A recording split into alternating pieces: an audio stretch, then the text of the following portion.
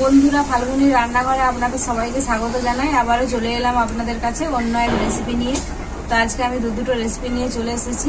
চিংড়ি মাছের কষা বানাবো ঝাল করে, আর সাথে থাকবে নতুন আলু দিয়ে মুরগির মাংসের পাতলা ঝোল। কিভাবে বানাবো প্রথম থেকে শেষ অবধি পুরো ভিডিওটা দেখতে থাকুন আর আমার সাথে থাকুন। এখন আমি উনুনে কড়াইটা বসিয়ে দেবো। প্রথমে চিংড়ি মাছের রেসিপিটাই বানাবো। কড়াইটা খুব ভালোভাবে গরম হয়ে গেছে। কড়াইতে দিয়ে দেবো সরষের তেল। চিংড়ি মাছটা আমি আগে থেকেই ভেজে রেখেছিলাম, তো আলুটা আমি আগে ভেজে নেবো। চিংড়ি মাছে আমি আলুও দেবো। তেলটা খুব ভালোভাবে গরম হয়ে গেছে। চিংড়ি মাছের রেসিপির জন্য আলুগুলো আমি ভেজে নেব। তো আমি আলুগুলো এরকম সাইজ করে কেটে রেখেছিলাম। লবণ, হলুদ গুঁড়ো,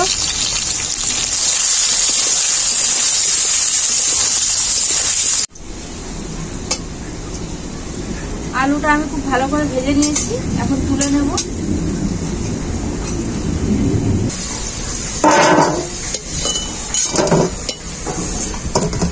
ওই তেলের মধ্যেই দিয়ে দেব কালো জিরে,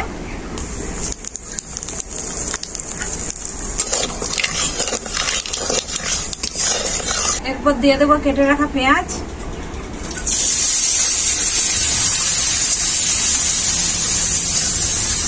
পেঁয়াজটা তাড়াতাড়ি গলে যাওয়ার জন্য এর মধ্যে দিয়ে দিচ্ছি লবণ। পেঁয়াজটাকে আমি খুব ভালো করে ভেজে নিয়েছি। এখন আমি এর মধ্যে দিয়ে দেবো আদা আর রসুন বাটা।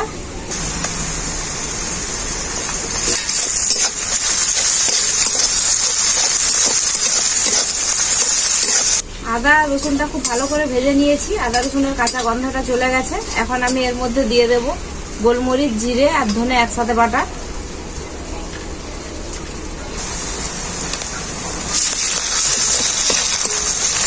আর দেবো শুকনো লঙ্কা বাটা, হলুদ গুঁড়ো। খুব ভালো করে মশলাটাকে আমি কষিয়ে নেব।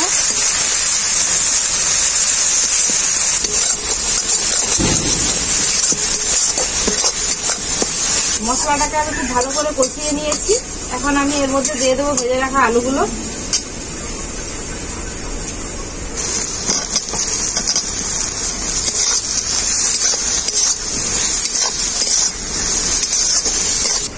এরপরে এর মধ্যে দিয়ে দেবো ভেজে রাখা চিংড়ি মাছ।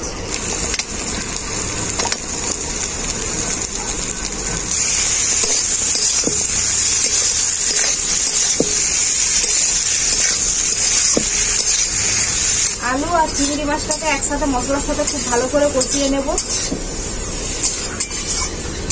চিংড়ি মাছ আর আলু মশলার সাথে খুব ভালো করে কষিয়ে নিয়েছি। মশলার গা থেকে তেল ছেড়ে গেছে। এখন আমি এর মধ্যে দিয়ে দেবো পরিমাণ মতো জল।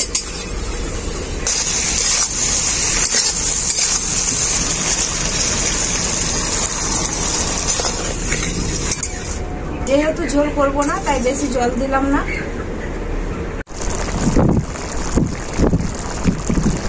ঝোল খুব ভালোভাবে ফুটে গেছে, ঝোল অনেকটাই কমে গেছে। এখন আমি দিয়ে দেবো এর মধ্যে গরম মশলা আর দেবো ধনেপাতা কুচি। নতুন আলু দিয়ে চিংড়ি মাছের কষার রেসিপিটা আমার পুরোপুরি ভাবে রেডি। এখন আমি নামিয়ে নেব।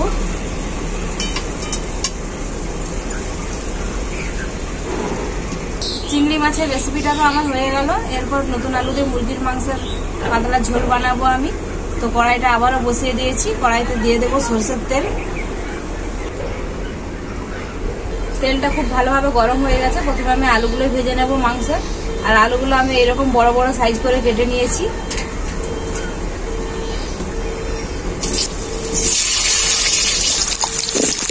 এরপর আমি এর মধ্যে দিয়ে দেবো হলুদ গুঁড়ো, লবণ,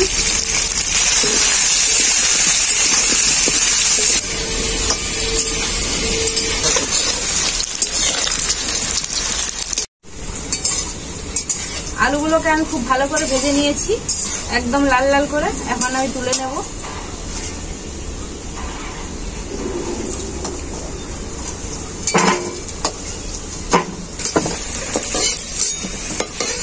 ওই আলু ভাজা তেলের মধ্যেই দিয়ে দেবো আর একটু সরষের তেল। তেল খুব ভালোভাবে গরম হয়ে গেছে। তেলের মধ্যে দিয়ে দেবো কেটে রাখা পেঁয়াজ। পেঁয়াজটা তাড়াতাড়ি গলে যাওয়ার জন্য পেঁয়াজের মধ্যে দিয়ে দেবো লবণ,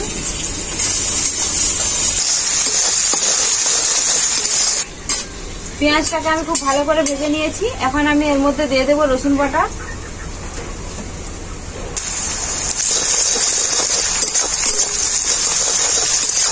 রসুনটাকে আমি খুব ভালো করে ভেজে নিয়েছি। এখন আমি এর মধ্যে দিয়ে দেবো আদা বাটা।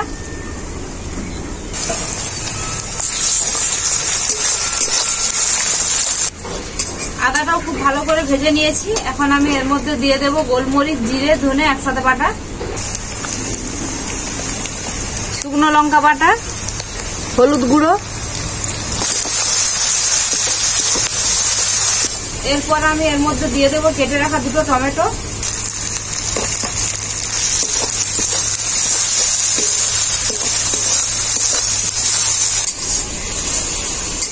এরপর আমি মশলাটাকে খুব ভালো করে কষিয়ে নেব।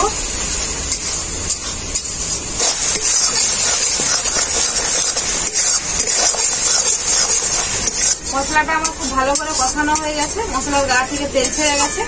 এখন আমি এর মধ্যে দিয়ে দেবো মুরগির মাংস। মাংসটা আমি খুব পরিষ্কার করে ধুয়ে নিয়েছিলাম, মাংসটা দিয়ে দেবো এখন। মাংসটা অল্প একটু নাড়াচাড়া করে নিয়েছি। এরপর আমি এর মধ্যে আলুও দিয়ে দেবো।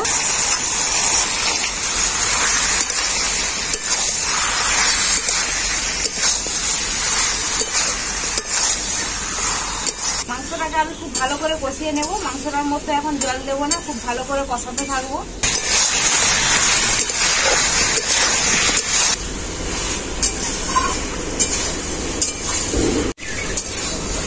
মাংসটাকে আমি খুব ভালো করে কষিয়ে নিয়েছি। এখন আমি মাংসের মধ্যে জল দিয়ে দেবো পরিমাণ মতো ঝোল করার জন্য।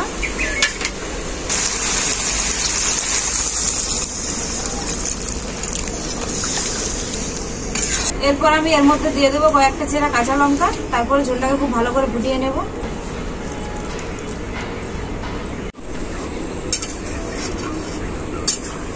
ঝোলটা আমার খুব ভালোভাবে ফুটে গেছে। এখন আমি এর মধ্যে দিয়ে দেবো বাটা গরম মশলা।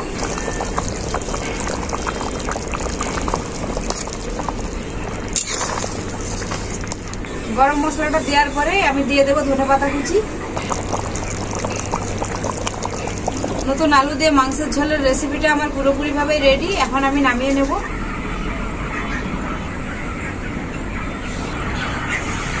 আলু দিয়ে চিংড়ি মাছের কারি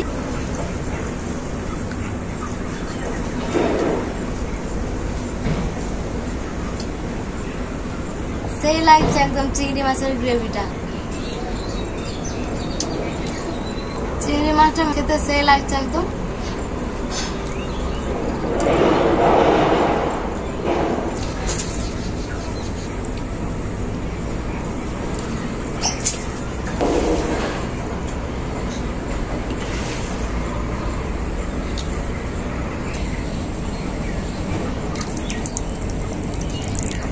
বছরে প্রথম মুরগির মাংস দিয়ে নতুন আলু পাতলা ঝোল খাচ্ছি।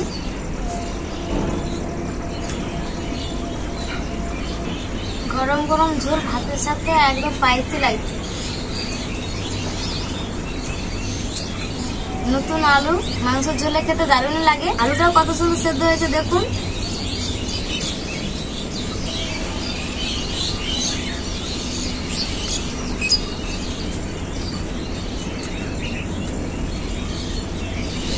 সেরা সেরা লাগছে একদম রেসিপিটা। বন্ধুরা, আজকে নতুন আলু দিয়ে চিংড়ি মাছের কষা আর নতুন আলু দিয়ে মুরগি মাংসের ঝোল রেসিপি দুটো দেখলেনই তো কতটা সহজ, তাড়াতাড়ি রান্না হয়ে গেল। তো আপনারা ওইভাবে রান্না করবেন, রান্না করে দেখবেন, খেতে কিন্তু খুবই ভালো হয় এভাবে রান্না করলে। এখন তো নতুন আলু বাজারে পেয়েই যাবেন। তো এইভাবে আপনারা রান্নাগুলো বাড়িতে বানিয়ে অবশ্যই খাবেন। খেয়ে আমাকে কমেন্ট করে জানাবেন রেসিপিগুলো কেমন হয়েছে। ভিডিও ভালো লাগলে লাইক, শেয়ার, সাবস্ক্রাইব অবশ্যই করবেন। প্রত্যেক দিনের মতো আজকেও বলছি, আপনারা ভালো থাকবেন, সুস্থ থাকবেন, নিজেদের খেয়াল রাখবেন। আবার দেখা হবে পরবর্তী ভিডিওতে নতুন কোনো রেসিপি। দারুণ।